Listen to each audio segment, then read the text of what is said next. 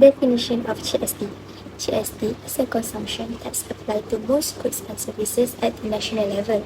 Consumers pay GST, but business collect and they remit it to the government. Countries that use the GST system include India, Australia, Canada, and Singapore.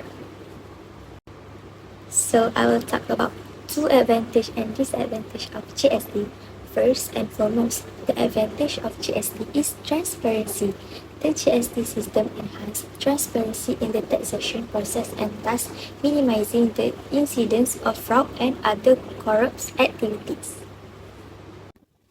Next, the advantage is input tax credit, which is it allows credit for tax paid on inputs, meaning business will have less tax to be paid and hence it encourages investment. There are also disadvantages of GST, which is increased cost of living. The cost of living may increase because of higher costs for products and services due to adoption of the GST. Lastly, the disadvantages is economic impact, which is short-term economic disrupt may result from the implementation of the GST as a company and consumer get used to new tax structure. SST refers to the tax system replacement the GST in 2019. The SST in Malaysia is a single stage tax system which consists of two component taxes, which is sales tax that apply to the sale of goods and service tax will be applied to the provision of services. For example, Malaysia had SST before implementing GST and reverted to SST in 2019.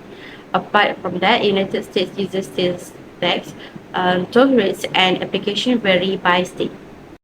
Here are the advantages of SST. The first one is reduced tax burden on consumer. SST generally results in lower tax rates on certain goods and services compared to GST, potentially reducing the overall tax burden on consumers.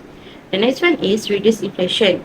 The return of SST was intended to stabilize prices and decrease inflationary pressure caused by the GST implementation.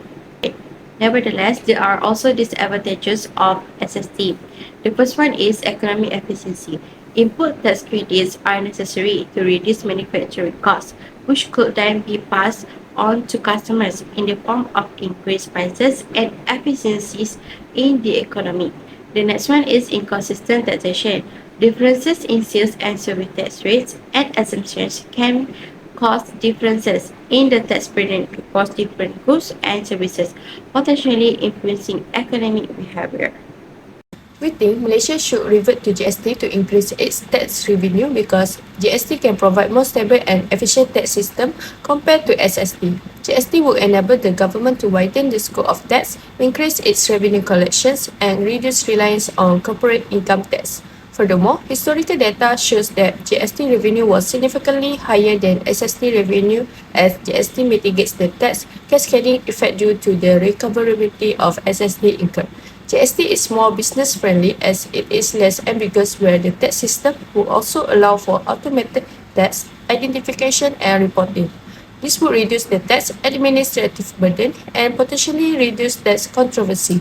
The introduction of GST may bring greater comfort to foreign investors and encourage greater international trade as GST or value-added tax, which is similar in operation to GST. So, with careful planning and effective public communication, reverting to GST can provide Malaysia with a more strong and sustainable revenue stream, supporting long-term economic growth and stability.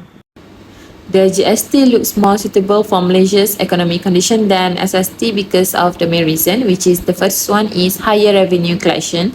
The composition of the previous GST system previously enabled Malaysia to collect 40 billion ringgit and this amount is higher than the less than 30 billion ringgit Malaysian collects through SST. This implies that GST has a larger collection base and yields proportionately higher revenue. The second one is economic comparison. Our neighboring countries such as Singapore and Thailand utilize GST/VAT system with higher tax to GDP ratio compared to Philippines. With its current tax to GDP ratio at 11.8%, Malaysia can potentially enhance this statistic using a GST system that conforms to regional best practices. In conclusion, companies in Malaysia need to handle many tax requirements like setting table periods, filing returns, making timely payments, and avoiding penalties. The rules for resident and non-resident companies also affect their tax duty and incentives. In our opinion, GST better than SST because GST is proven to be a better tax system as it is more effective, efficient, transparent, and business friendly. Apart from that, our opinion is rate for GST lower than SST because rate for GST only 6%, but rate for SST is 10% is higher rate. So the price will be increased when consumer use the SST.